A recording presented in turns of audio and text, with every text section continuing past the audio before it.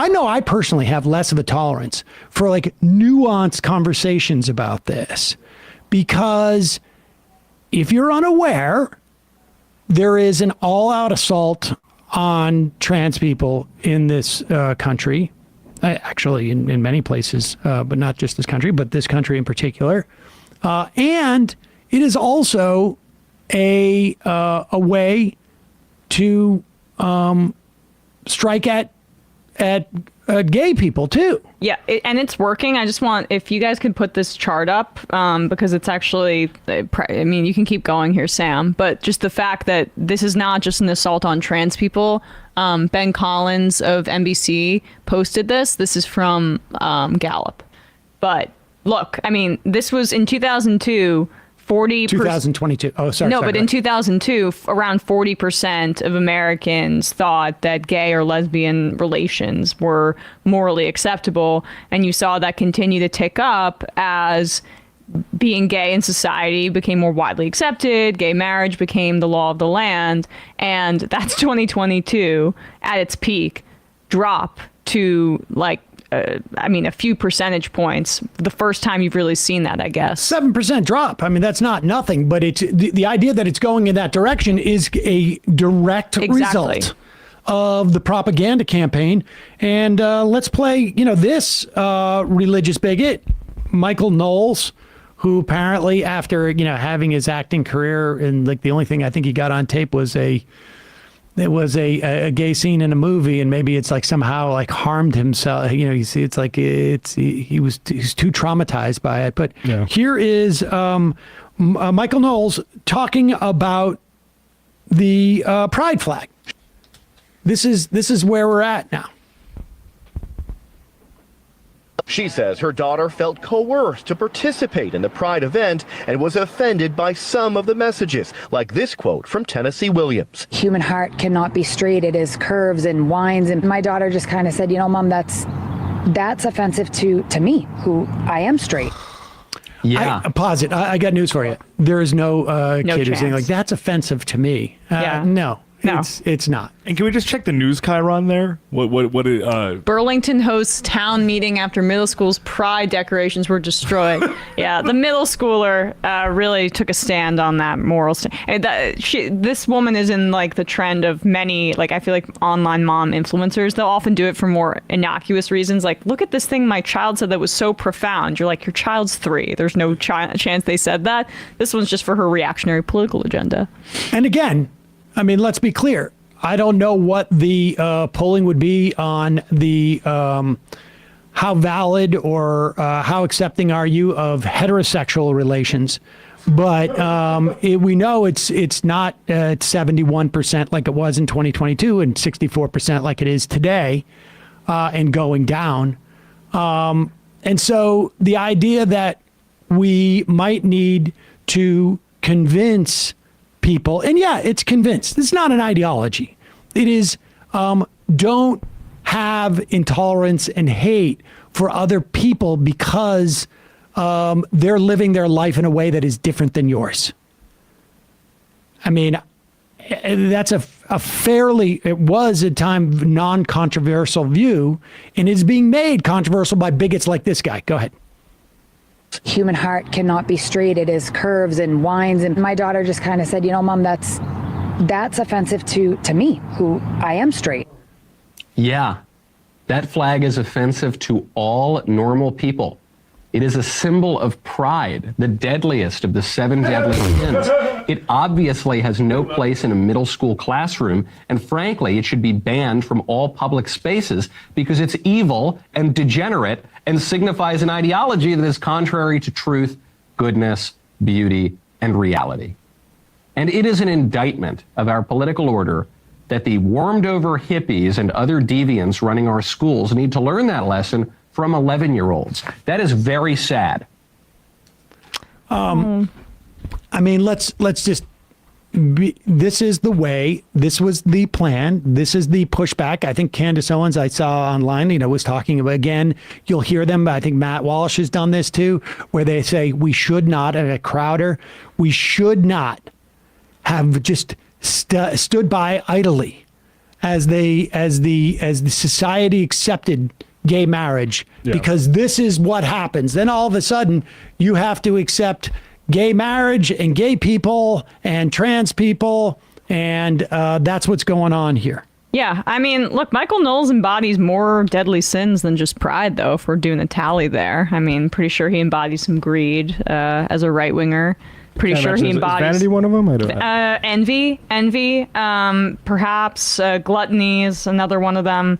I think we could go down the list and see what he embodies, as opposed to, like, what pride is supposed to be, which is a backlash against bigots like you. That's why pride is necessary in that instance, honestly, to counteract your pride and your immorality. We should also say hearts. I don't know if you've ever seen a picture of a heart. They don't have straight lines. They literally are curved, and I mean literally are curved. Well, I mean, the what's threatening to that mom there is like maybe their kid who apparently has a very developed sense of their own straightness might actually come to question that at some point at a later date. And it's not just, the point is that it's not just questioning their own personal straightness. Right. The idea is if you have been raised in a home that has told you that it's a binary, there are black and white answers to this, that, a woman does this, a man does that.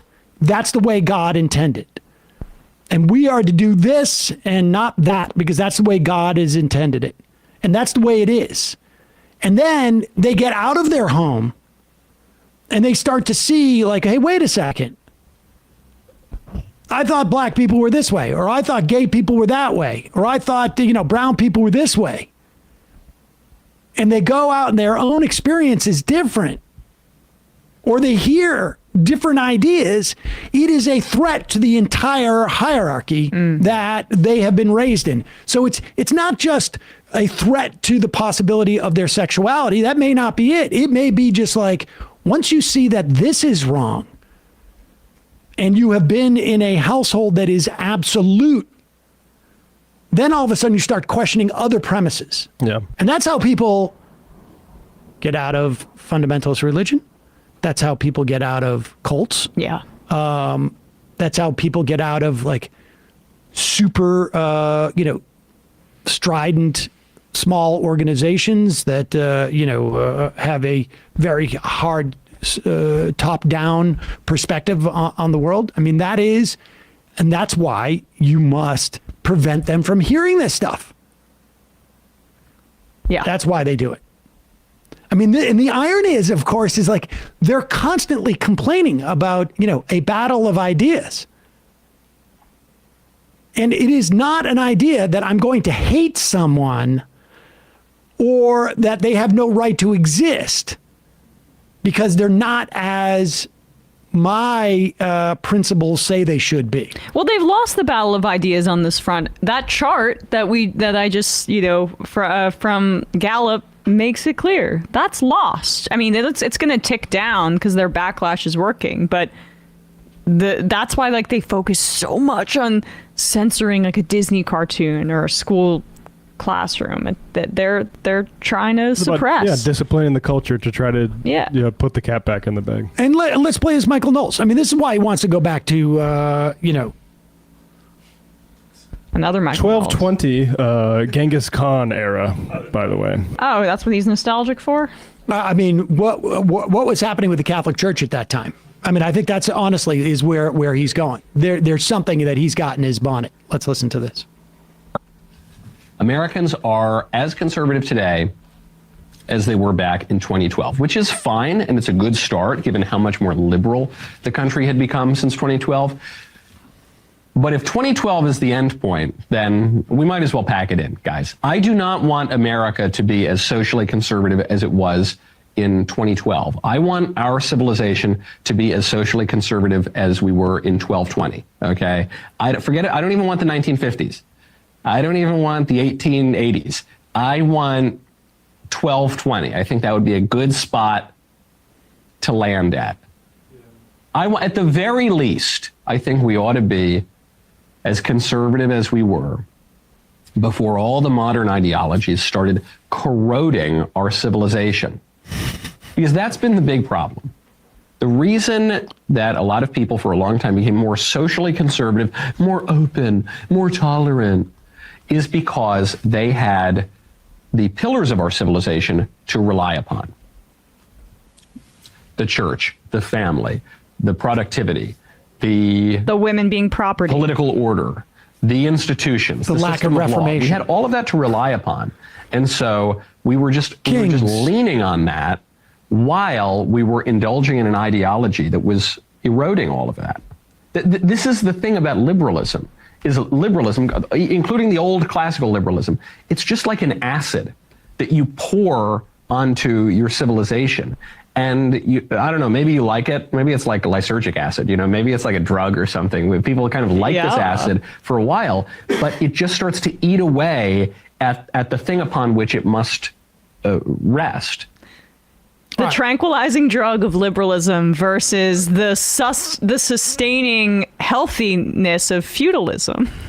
The idea that he probably doesn't know, but no Reformation, would barely know anything of physics, pretty basic stuff. No algebra.